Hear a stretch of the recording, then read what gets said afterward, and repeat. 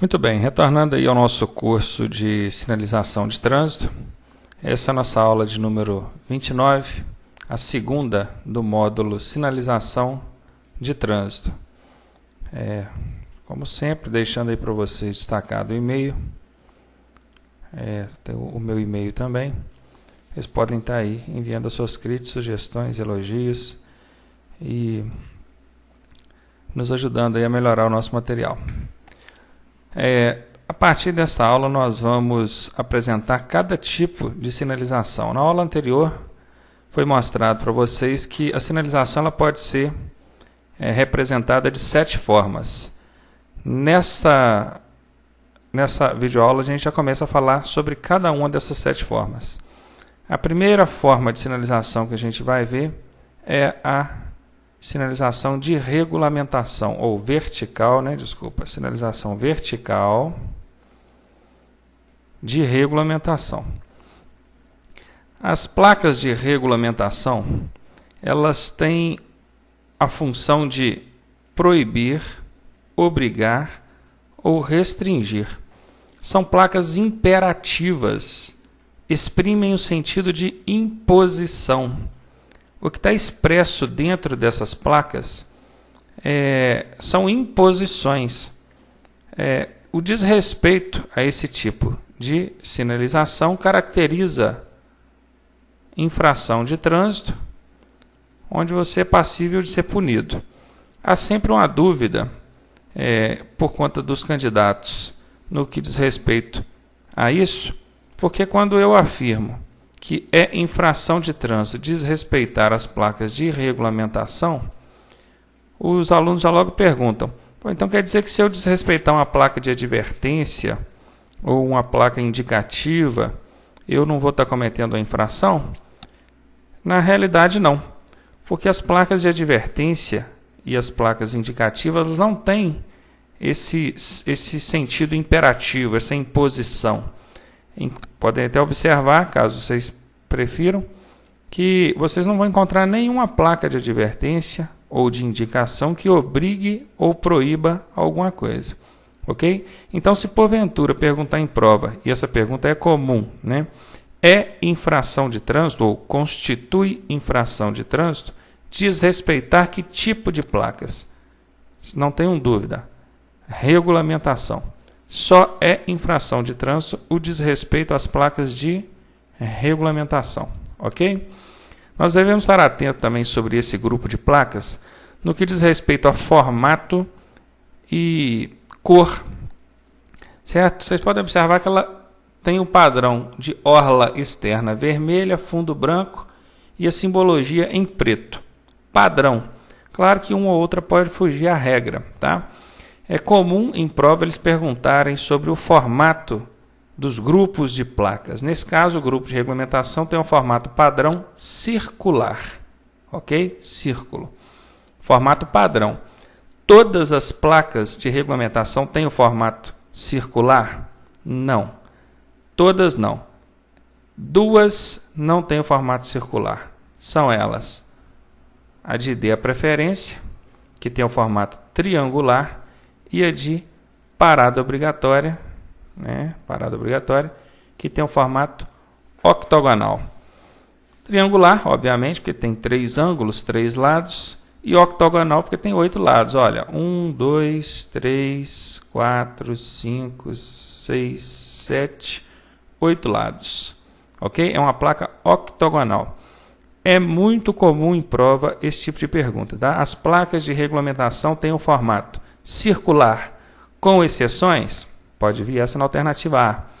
Elas têm o formato circular sem exceções, pode vir essa alternativa essa hipótese na alternativa B, que certamente estaria errado, porque não é sem exceções, é com exceções. Nós temos 2 exceções, que são as placas de D a preferência, com formato triangular, e a placa de parada obrigatória, com o formato octogonal. Essas 2 placas têm um formato diferenciado, não por acaso.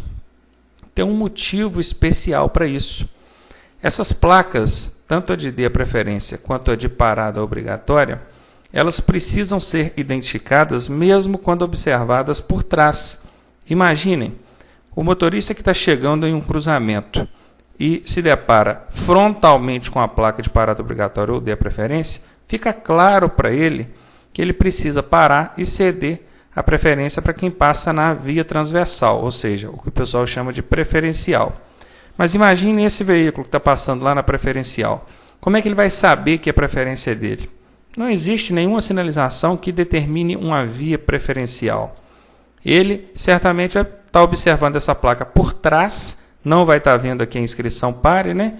Mas observando ela por trás e pelo seu formato exclusivo, que só ela tem esse formato octogonal, ele sabe que você tem que parar e a preferência é dele. A mesma regra é aplicável para a placa de D preferência. Então, o motivo dessas duas placas terem um formato diferenciado é exatamente esse, que elas precisam ser identificadas mesmo quando observadas por trás.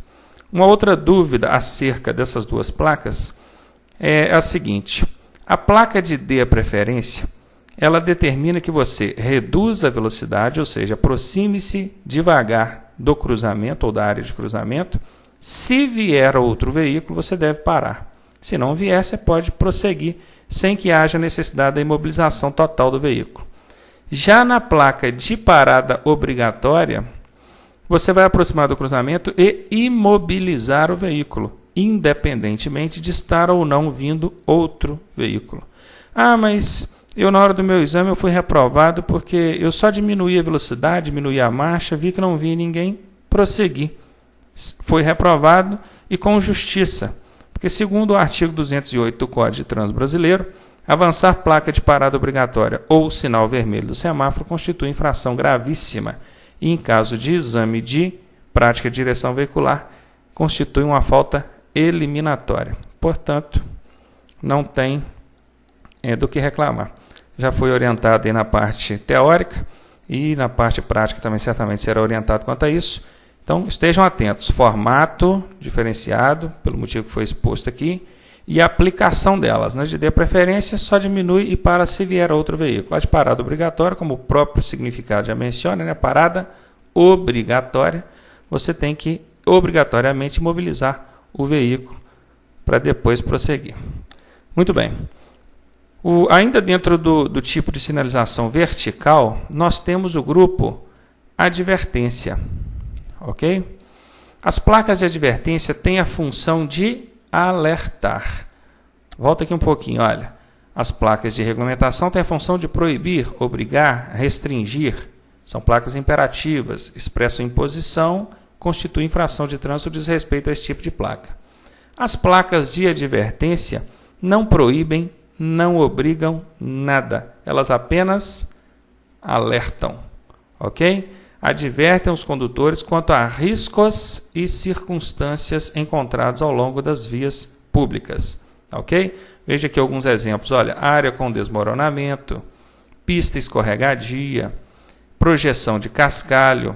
Ok? Olha aqui, cuidado, né? Animais selvagens e área escolar. E assim, tem várias, né, delas mostrando para vocês sobre... alertando a vocês quanto a riscos e circunstâncias encontrados ao longo das vias. O formato padrão dessas placas é quadrado. Vocês podem observar que isso é um quadrado. O fato de ela ser colocada na posição inclinada acaba confundindo a pessoa. Ela pensa que não é um quadrado, mas é um quadrado. Quadrado é o quê? Uma forma geométrica com 4 lados iguais, na mesma medida. São quadrados, só colocados de forma inclinada aí. E a cor predominante, a cor destaque dessas placas é a cor amarela.